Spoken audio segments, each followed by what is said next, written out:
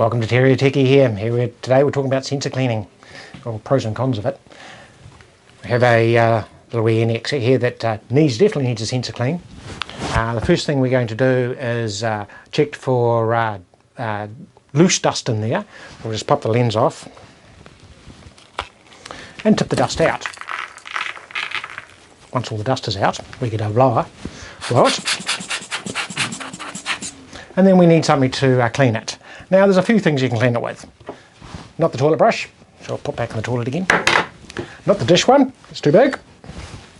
There's always the trusty used toothbrush, which in fact I need to get the stone that's stuck in there out. Oh, there it is, that's the bit. You shouldn't do that.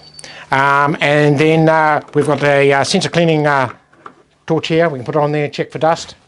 The other thing to do is, don't use your fingers or lick and wipe it off. It's not the best way to do it.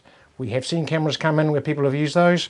We've had people come in and use cotton buds to clean them. You really need to use a sensor swab. Failing that, a camera that is that dirty would send it, in this case, to Sony, and they would clean it. Here we have a visible dust swab with the alcohol on it that comes with it.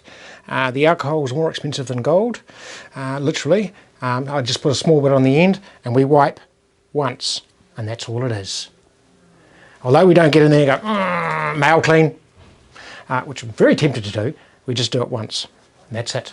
Put it back, go do the test shots, check it, and do it and repeat as necessary. This is a light-hearted sensor clean. This camera is been for a little bit of a swim. It's just a bit of humour to show you what you can and can't do with sensor cleanings. Have a happy day. It's been in places where I don't want to go.